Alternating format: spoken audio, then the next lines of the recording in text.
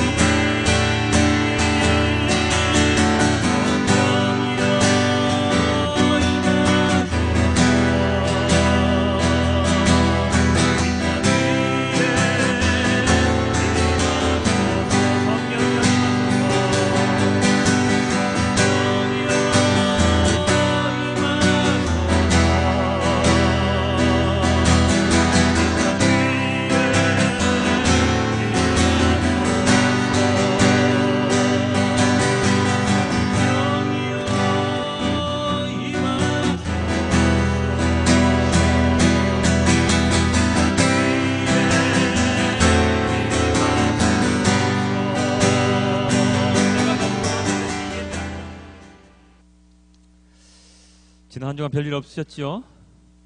예, 큰 사건 없이 우리의 삶이 지속되길 언제나 기도하는 마음입니다. 많은 일들이 세상에 이 나라에 일어나고 있습니다. 그러나 우리의 삶에 직접적인 영향을 미치지 않기 때문에 우리는 그냥 저건 뉴스거리지 하고 넘어가며 그렇게 생각하며 넘어갈 수도 있죠. 하지만 한 달이 걸치면, 아니 두 달이만 걸쳐도 그 사건을 당하는 당사자가 우리의 이웃, 어쩌면 우리의 가족이 될 수도 있다는 점을 우리는 언제나 명심해야 할 것입니다. 그렇기 때문에 나만을 위한 기도, 나의 가족만을 위한 기도, 나의 사업장만을 위한 기도, 우리 교회만을 위한 기도가 아니라 이 세상의 모든 사람들을 위한 기도, 그리고 이 나라를 위한 기도, 그리고 주님의 긍휼한 마음으로 나보다 힘들고 어렵게 살아가는 사람들을 위한 그러한 기도를 드리는데 힘쓰는 우리 작은마을교회 성도님들이 되길 또한 기도드립니다. 자, 오늘 본문을 묵상하면서 어떤 내용으로 해야 할까 하는 고민을 상당히 많이 했습니다. 새벽까지 설교문을 쓰지 못하고 잠을 이루지 못하는 아주 그런 시간이었습니다. 다른 본문들의 구성은 몇 번 묵상하다 보면 그래도 말씀의 줄기가 조금씩 잡히는데요. 오늘의 본문은 그 연관성도 그리고 공통점도 찾기가 무척이나 힘들었습니다. 오죽했으면 이 본문이 뭐가 잘못된 거 아니야 라는 생각까지 할 정도였으니 말입니다. 그러나 몇 번을 더 묵상을 하고 생각을 하고 그 다음에 오늘 본문에 숨겨진 이야기들이 무엇인가, 아니 숨겨졌다기보다는 오늘 어떠한 말씀을 전해야 될 것인가 하는 고민들을 계속해서 묵상을 하다 보니 오늘 이러한 말씀을 전해야 되겠다라는 그런 말씀의 줄기를 찾을 수가 있었습니다. 혹시나 오늘 본문 읽어보신 분 계십니까? 네. 언제나 부탁드리지만 예배하기 전에 꼭 그 인터넷 홈페이지에 올라와 있는 우리 그날의 본문을 적어도 한 번은 좀 읽어보시길 부탁을 좀 드리고요. 어쨌든 오늘 말씀을 풀어가면서 이렇게 이야기를 합니다. 오늘 말씀 묵상하면서 이런 생각이 들었습니다. 그리스도인은 누구인가? 그리스도인은 누구인가? 근데 사실 이 질문은 오늘 말씀 묵상하면서만 드는 생각이 아니었고요. 예전이라기보다는 계속해서 이제 말씀을 전하는 사람으로 살아오면서 그리스도인이 누구인가라는 그 질문은 매번 저에게 던졌던 질문입니다. 그걸 알아야지 성도님들한테 아니면은 다른 영혼들한테 그걸 알려줄 수 있지 않겠습니까? 그래서 언제나 저에게 하는 그런 질문이었는데 그 질문에 대한 답을 오늘 이 본문을 묵상을 하면서 그 답을 어느 정도 찾을 수 있었습니다. 먼저 오늘 우리가 방금 읽은 그 요한복음 본문은 이렇게 나와 있습니다. 예수께서 그에게 대답하셨다. 누구든지 나를 사랑하는 사람은 내 말을 지킬 것이다. 그리하면 내 아버지께서 그 사람을 사랑하실 것이요 내 아버지와 나는 그 사람에게로 가서 그 사람과 함께 살 것이다. 같이 읽었죠? 예. 여기에 그리스도인은 누구라고 하는 말이 나와 있죠. 누굽니까? 네, 저는 이렇게 묵상합니다. 첫 번째 그리스도인은 이런 사람입니다. 나를 사랑하는 사람. 여기서 나가 누구죠? 바로 예수님이시죠. 예수 그리스도를 사랑하는 사람, 그 사람이 바로 그리스도인이다. 예수님을 구주 그리고 나의 구원주로 알고서 예수님을 진심으로 사랑하는 사람이 바로 그리스도인이라고 여기에 나와 있습니다. 그리고 예수님을 사랑하면 그 다음에 반드시 따라오는 게 하나가 있습니다. 무엇입니까? 나를 사랑하는 사람은 무엇을 한다고요? 내 말을 지킬 것이다. 그렇죠.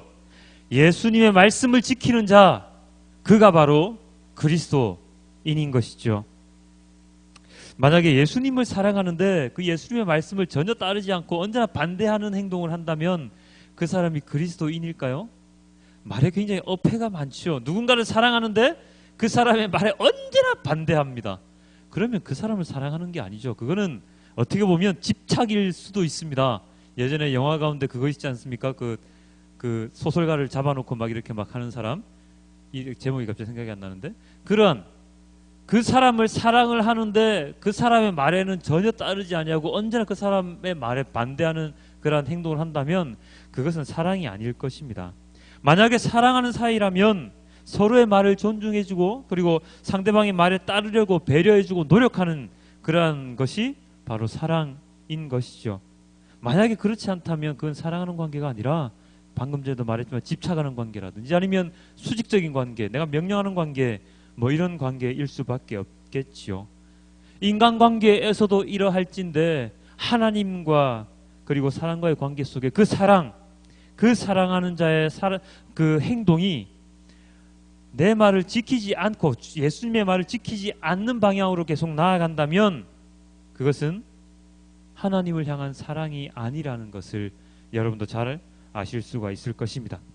예수님을 사랑하고 그리고 그 예수님의 말씀을 지키는 자, 지키려 노력하는 자가 바로 그리스도인임을 방금 구절을 통해서 알 수 있었고요. 그리고 또 이 구절을 통해서 또 하나 더 알 수 있는 것은 예수님을 사랑하고 예수님의 말씀을 지키는 자는 어떻게 된다고요? 내 아버지께서 그 사람을 사랑하실 것이다. 내 아버지는 누굽니까? 하나님 아버지죠. 하나님 아버지께서 그 사람을 사랑하는 것이죠. 관계, 소통입니다. 소통. 서로의 신뢰이죠. 서로를 향한 배려이죠. 서로에게서 눈을 떼지 못하는 것이죠. 네가 나의 아들 예수를 사랑해? 나도 너 사랑해. 라고 오시는 겁니다.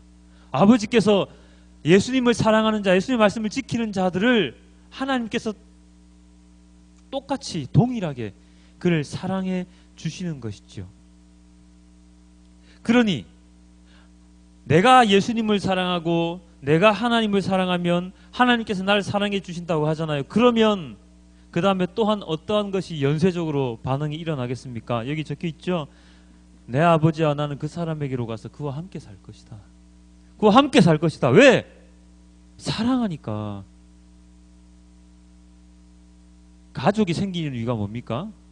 사랑하니까 생기는 거잖아요. 사랑하니까 같이 살고 싶어서 결혼도 하고 사랑하니까 아이도 생기고 그렇게 해서 가족이 생기는 거잖아요. 예수님을 사랑하고 하나님이 그를 사랑하면 사랑하는 관계니까 아버지께서 그리고 예수님께서 그 사람에게로 가서 그 사람과 함께 사시는 것이죠. 그자가 바로 그런 사람이 그리스도인인 것입니다.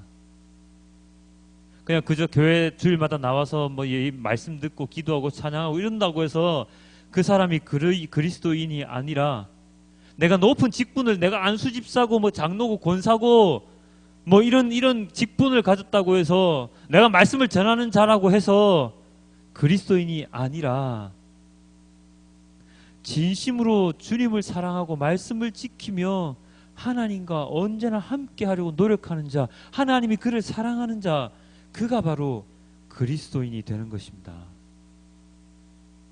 오늘의 본문 중에 다른 본문에 사도행전 본문이 있었는데요, 이런 말이 나와 있습니다. 여기서 밤에 바울에게 환상이 나타났는데 마케도니아 사람 하나가 바울 앞에 서서 마게도니아로 건너와서 우리를 도와주십시오 하고 간청하였다. 이 본문을 통해서도 우리는 그리스도인이 누구인지를 알 수가 있는데요, 또 숨겨져 있습니다. 누구일까요? 한번 고민 한번 해보십시오. 누가 그리스도인이 될까요? 고민하는 중간에 제가 바울에 대해서 잠시 얘기를 드릴게요. 바울이 복음을 전하기 위해서 여러 동네를 돌아다니잖아요. 그걸 뭐라고, 유식한 말로 뭐라 그러죠? 바울의 전도 여행 아니면 선교 여행이라고 사람들이 이야기를 합니다. 몇 번 간지 혹시 기억나십니까? 3번 갔습니다. 3번 가고 맨 마지막에 로마로 이제 가서 순교를 하시게 되지요. 이 3번 간 바울의 전도 여행 지도를 잠시 보여드릴 텐데요, 이렇게 나와 있습니다. 여기 보면 이 보라색 점선이 1차, 녹색 점선이 2차, 빨간색이 3차, 파란색이 4차거든요. 로마 가는 길. 그래서 보라색 점선이 여기입니다.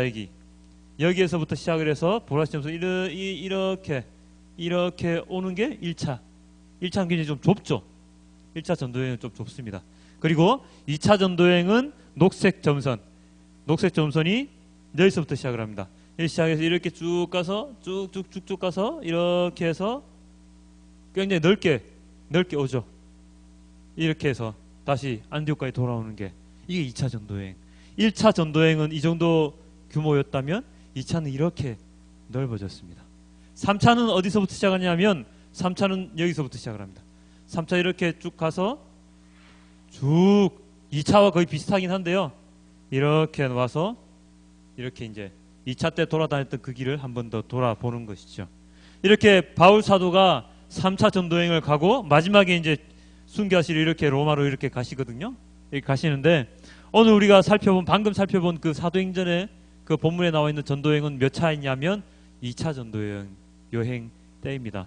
그래서 바울 사도가 이곳 안디옥에서부터 이렇게 2차가 이거죠. 안디옥에서부터 이렇게 쭉 가다가 어디쯤 가서였냐면 한 이 정도 가서 바울 사도 일행이 무엇을 하려고 하느냐면 아시아 지역으로, 이게 아시아 지역이거든요.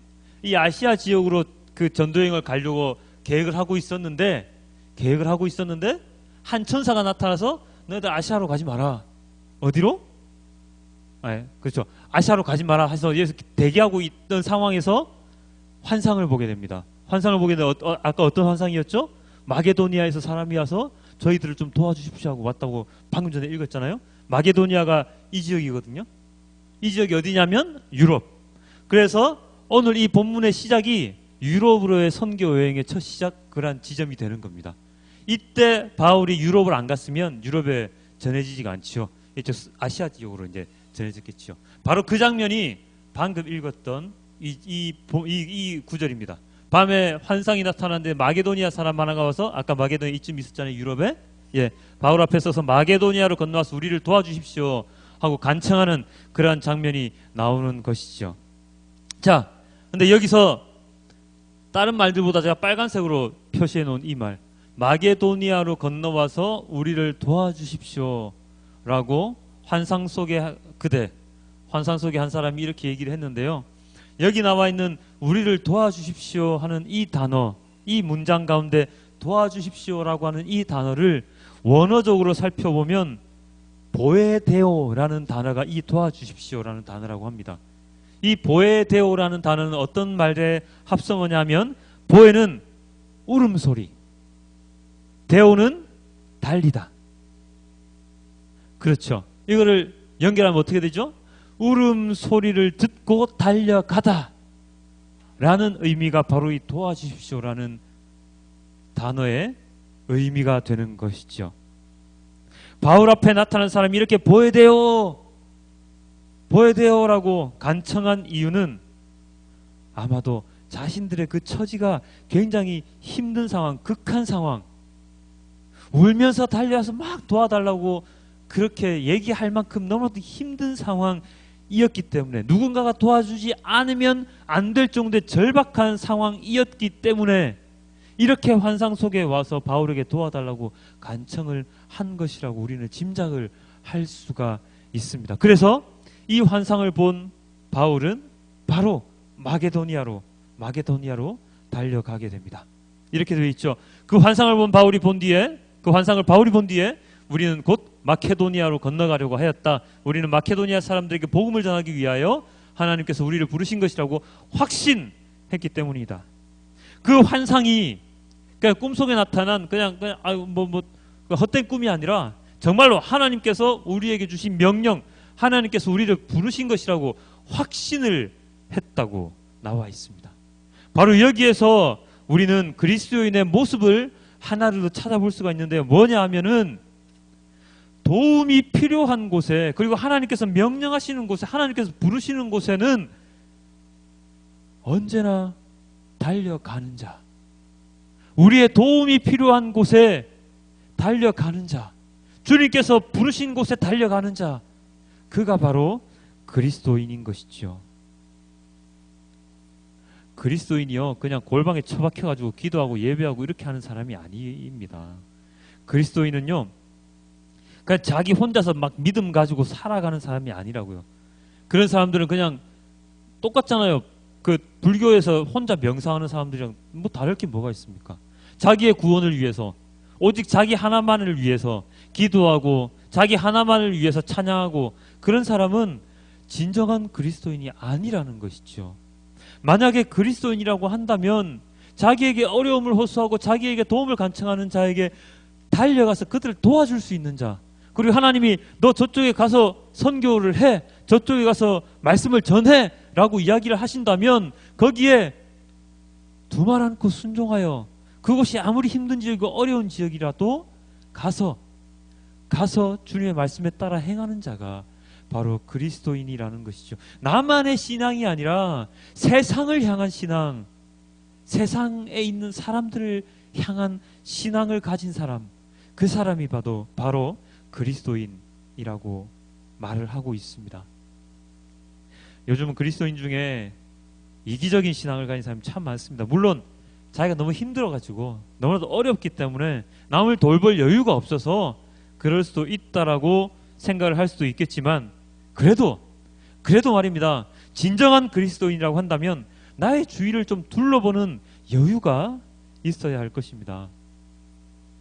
지난 금요일 날 금요 예배 때도 제가 말씀을 드린 적이 있는데, 그 두렙돈 과부 잘 아시죠? 두렙돈 과부, 그가 헌금을 할 때 예수님께서 무엇이라고 말씀하셨습니까?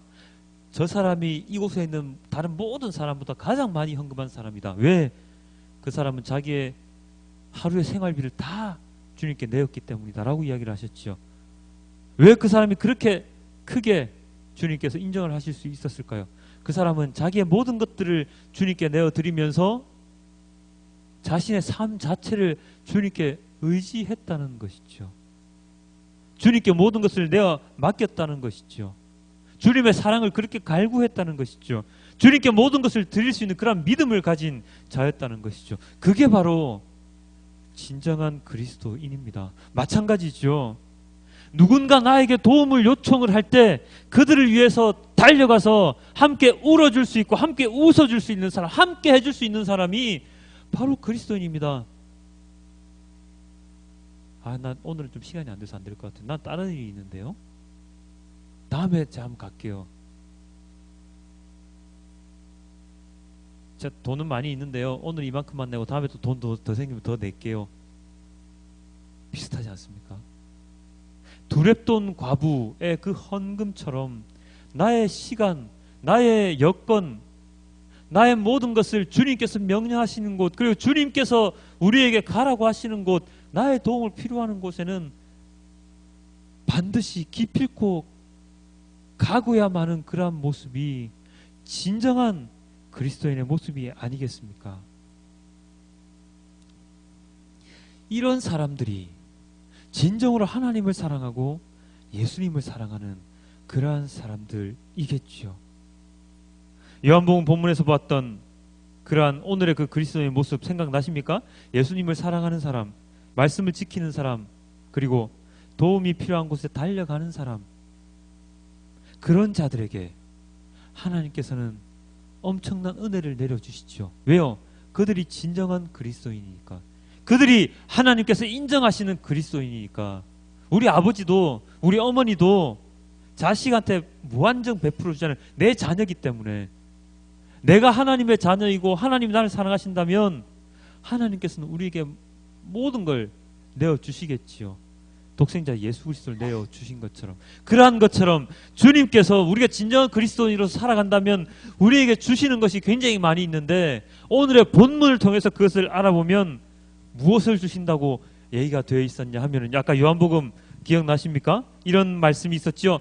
그러나 보혜사 곧 아버지께서 내 이름으로 보내실 성령께서 너희에게 모든 것을 가르쳐 주실 것이며 또 내가 너희에게 말한 모든 것을 생각나게 하실 것이다. 나는 평화를 너희에게 남겨준다. 나는 내 평화를 너희에게 준다. 내가 너희에게 주는 평화는 세상이 주는 것과 같지 않다. 너희는 마음에 근심하지 말고 두려워하지도 말아라. 마태복음 14장 26절에서 27절. 무엇을 주신다고 되어 있습니까? 첫 번째, 저 끝에 그러나 무엇? 보혜사. 보혜사가 누굽니까? 성령 하나님. 첫 번째, 보혜사 성령 하나님 우리에게 주신다고 그랬고, 두 번째 무엇을 주신다고요? 나는 평화를 너희에게 넘겨준다. 개역개정은 평안이라고 되어 있죠. 평화, 평안, 그것을 우리에게 주신다고 했습니다. 누구에게? 그리스도인에게. 누구에게? 예수님을 사랑하는 자에게. 누구에게? 예수님의 말씀을 지키는 자에게. 누구에게? 도움이 필요한 곳에 달려가는 사람. 하나님께서 가라고 부르심을 받은 그러한 장소에 가는 사람. 보혜사 성령을 보내주시면 우리에게 어떠한 일이 발생한다고 말씀이 되어 있습니까? 성령께서 너희에게 모든 것을 가르쳐 주실 것이다. 이게 왜 은혜입니까? 이게 왜 주님께서 우리 주신 은혜죠? 왜 은혜겠습니까? 시험을 칩니다. 100점 맞고 싶어요. 100점 맞으려면 어떻게 해야 됩니까? 공부를 열심히 해야죠. 시험 장소에 가서 공부를 열심히 했는데 기억이 하나도 안 나요. 그럼 100점 맞습니까? 안 맞습니다. 제가 열심히 공부해서 시험을 쳤는데 기억이 안 나서 점수를 깎인 적이 있는 그 트라우마 때문에 제가 시험을 되게 싫어하거든요. 열심히 공부해서 시험장 갔는데 머리가 하얘지는 겁니다. 아무도 기억이 안 나요. 그럼 100점 못 맞잖아요. 그런데 그때 누군가가 옆에 와서, 야, 그 답 이거잖아. 너 공부했잖아. 기억 안 나? 내가 가르쳐 줄게. 공부했잖아. 가르쳐 주잖아요. 그걸 받아 적었어요. 그거 어떻게 됩니까? 100점 맞을 수 있습니다. 부정행위를 하라는 게 아니고, 누군가가 내가 기억이 나지 않는 것을 옆에서 가르쳐 줄 때 그것을 쓰면 우리 시험 100점 받을 수 있죠. 마찬가지라는 겁니다. 보혜사 성령께서 우리에게 모든 것을 가르쳐 주시고 예수님께서 말한 모든 것을 생각나게 해주신다니까요. 그럴 수 있잖아요. 순간적으로 기억이 안 날 수 있거든요. 근데 성령께서 우리와 언제나 함께 하셔서 우리가 무엇을 해야 되는지를 가르쳐 주신다고요. 모든 것을 알려주신다고요. 예수님께서 어떻게 하라는 것을 성경책에, 성경을 통해서 우리에게 알려주셨는데, 성경을 보지 않더라도 우리가 무엇을 할 수 있도록 우리에게 알려주신다고요. 그게 은혜지요. 시험 100점 맞잖아요. 은혜 아닙니까? 성령 하나님께서 모든 걸 가르쳐 주시는데 엄청난 은혜입니다. 이 세상을 살아가면서 내가 무엇을 해야 될지 몰라가지고 갈팡질팡할 때 딱 나타나셔가지고 너 오른쪽으로 가면 돼 라고 얘기해 주실 때 그 희열, 그 쾌감, 야, 고맙습니다 성령님, 그 말이 안 나오겠습니까? 은혜지요. 하나님 감사합니다. 하나님 감사합니다. 은혜지요. 주님의 말씀이 우리 생활의 지침서잖아요. 성경이 우리 인간의 사용 설명서지 않습니까? 그 모든 것을 성령님께서 우리에게 가르쳐 주신다니까요. 그러니까 그 말씀을 가르쳐 주시니까 우리 또 어떻게 할 수 있습니까? 그 말씀에 따라 살아갈 수 있잖아요. 예수님의 말씀을 듣고 지킬 수가 있잖아요.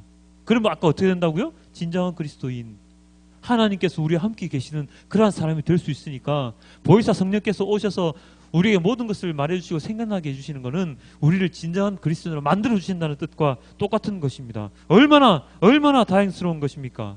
얼마나 즐거운 일입니까? 그리고 또 뭘 주신다고 했다고요? 평화. 난 내게 평화를 너에게 준다. 평안을 너에게 준다. 누구에게? 그리스도인들에게. 아무한테나 주는 게 아니고 하나님을 믿는 자들에게, 예수 그리스도를 사랑하는 자에게 주신다고요. 이 평화는 어떠한 역할을 한다고요? 이 평화는 우리의 마음의 근심과 두려움을 없애주는 역할을 합니다. 세상에 대한 두려움, 그리고 내가 가지고 있는 마음의 근심을 사라지게 해주는 것이 바로 주님께서 우리에게 주시는 평화라고요. 이 평화는 세상이 주는 평화와 세상이 주는 것과 같지 않다라고 주님께서 말씀을 하시거든요. 세상이 주는 평화는 어떠한 평화입니까? 세상에서는 어떻게 하면 마음의 근심이 사라질 수 있습니까? 첫 번째, 걱정 인형들이 막 살아 움직이는 보험을 든다. 두 번째, 돈을 많이 벌어서 뭐든지 살 수 있게 한다. 세 번째, 건강식품을 많이 먹어가지고 내가 아프지 않게 한다. 뭐 이런 게 세상이 주는 평화라고 생각을 할 수가 있는데, 근데요, 세상이 주는 평화는 한정적입니다. 그리고 100% 우리를 지켜주지 못합니다. 100% 우리의 마음속에 있는 근심을 없애주지 못합니다. 왜요? 보험 들었다고 해서 안 다칩니까? 보험은요, 다치면은 돈으로 보상해 주는 게 보험이지 그 사람 아예 안 다치게 해주지 않지 않습니까? 돈이요? 많을 때는 되게 많죠. 그런데 돈을 엄청나게 많이 가지고 있다가 돈을 띄어서 나중에 빚쟁이로 전락하는 수도 엄청나게 많이 있습니다. 그리고 또 아까 뭔 얘기를 했죠? 건강식품이요. 아무리 먹어봤자 사람에 따라 다 다른데 많은 사람들이 건강식품을 먹죠. 그렇지만 건강식품 먹는다고 해서 안 죽습니까? 병에 안 걸립니까? 절대로 안 그렇거든요. 이 모든 세상의 것들은 세상에서 우리를 지켜준다고, 우리를 안심시켜준다고 생각하는 모든 것들은요, 100% 우리를 안심시켜주지 못합니다. 우리에게서 두려움을 없애지 못합니다. 그러한 것들로 인해서 우리는 점점 더 큰 두려움을 가질 수밖에 없게 되지요. 하지만 세상이 주는 것과 같지 않은 주님께서 주시는 그 평화는 그로 인해서 생기는 두려움이 없어지고 근심이 없어지는 그러한 것은 100%입니다. 왜요? 왜 그럴 수밖에 없으니까. 왜냐하면요, 솔직히 얘기해서 주님께서 주시는 평화를 가지고 왔다 해서 사람이 안 죽는 거 아닙니다. 병에 안 걸리는 거 아닙니다. 하지만 주님께서 주시는 이 근심과 두려움을 없애는 그 평화는요, 우리가 그 근심과 걱정, 두려움을 이길 수 있는 힘을 주십니다. 혹시 그 이야기 생각나시죠? 바울과 신라 이야기. 바울과 신라가 말씀을 전하다가 그 귀신 들린 여자가 막 예언하는 걸 들으면서 그 귀신을 쫓아줬는데 바울과 신라가 어떻게 되죠? 감옥에 갇히게 되죠. 감옥에 갇혔는데 그 바울과 신라의 모습이 어땠습니까? 무서워서 벌벌 떨었습니까? 왜 우리를 감옥에 가두지? 난 나가고 싶어. 어떻게 하면 나갈 수 있지? 막 근심 걱정했습니까? 안 했거든요. 그 안에서 뭐 했습니까? 찬양했습니다. 그리고 옥중에 있는 간수들한테 막 복음을 전했지요. 보통의 인간이었다면, 저였다면 어떻게 하면 나갈 수 있을까? 어떻게 하면 형을 빨리 줄일 수 있을까 생각을 하겠죠. 얼마 전에 그 자연주의 화장품 대표가 몇백억씩 써가면서 자기 형량 줄이려고 했던 것처럼 그게 인간의 모습이지 않습니까? 그런데 바울과 신라는 어땠다고요? 아주 평안하게 찬양하고 말씀 전했다고요. 그게 바로 주님께서 주시는 평화거든요. 어떤 어려운 상황에 있더라도 두렵거나 근심하지 않고 무서워하지 않고 그 가운데서도 주님을 찬양할 수 있는, 주님을 먼저 생각하는 그 마음. 왜? 그렇게 있다가 죽어도 주님과 함께 하는 사람이 될 수 있으니까. 두려울 게 없지요. 야, 쟤는 도대체 뭘 믿고 저렇게 당당해? 그런 말 많이 하지 않습니까? 뭘 믿고 저렇게 당당해? 주님을 믿고 당당할 수 있는 게 바로 주님께서 우리에게 주시는 마음의 평화입니다. 그것을 우리에게 주신다고요. 누구에게? 그리스도인에게. 진정한 그리스도인에게 그 모든 것을 주신다는 거예요. 우리가 아무리 어려운 지경에 처해 있더라도, 우리가 힘센 사람에게 정말로 구타당하고 폭압적인 그런 언사로 인해서 우리가 괴로움을 당할 때도 우리가 주님께서 주시는 평화만 가지고 있다면, 그래 너는 떠들어라 나에겐 주님이 계시니 하고 웃으면서 그들을 바라볼 수 있다고요. 그럼 그들이 우리에게 그러겠죠. 너 뭐야? 너 이렇게 안 아파? 그렇게 얘기할 수 있겠죠. 바로 그게 바로 평안입니다. 평화고, 주님께서 주시는 평화가 바로 이것입니다. 이러한 성령 하나님과 평화를 주시는데, 마지막으로 우리에게 주신 하나가 더 오늘 본문에 또 나와 있습니다. 무엇이 나와 있냐면 이것이죠. 나는 성령으로 휩싸서 나를 성령으로 휩싸서 크고 높은 산 위로 데리고 가서 하나님께로부터 하늘에서 내려오는 거룩한 도성 예루살렘을 보여주셨습니다. 뭘 보여주셨다고요? 거룩한 도성 예루살렘. 지금 현재 있는 이스라엘 땅의 예루살렘이 아니고요, 하늘에서 내려오는 거룩한 도성 예루살렘, 바로 하나님 나라. 그 하나님 나라를 우리에게 주신다고요. 우리에게 주신다는 약속을 하시기 위해서 사도 요한을 성령으로 휩싸서 이렇게 끌고 올라가신 것이지 않습니까? 바로 이 거룩한 도성 하나님의 나라, 아무나 갈 수 없는 곳, 속된 것, 거룩하지 않은 것, 거짓 행하는 자, 그 다음에 잘못 행하는 자, 가증한 일을 하는 자는 절대로 들어갈 수 없는 그곳, 바로 그곳, 거룩한 도성 예루살렘에 누구를 데리고 가십니까? 바로 우리 같은 사람들. 예수 그리스도를 사랑하는 자, 예수 그리스도의 말을 지키는 자, 나라의 도움을 필요로 하는 곳에 달려가는 자. 그리하여 주님께서 우리를 사랑하시기 때문에 우리와 함께 계신다고 한 그 자가 바로 하나님 나라에 함께 갈 수 있는 것이죠. 그곳은 밤도 없고 저주받을 일도 없고 수정과 같은 생명수의 강이 넘치고 그 치유의 나무 생명나무가 있는 곳입니다. 하나님의 영광이 빛나는 곳이며 하나님의 얼굴을 뵐 수 있는 곳입니다. 영원한 우리의 본향이지요. 바로 이것이 그리스도인들에게 주어지는 마지막 선물이 아니고 무엇이겠습니까? 이 모든 것을 누릴 수 있는 자가 바로 그리스도인이죠.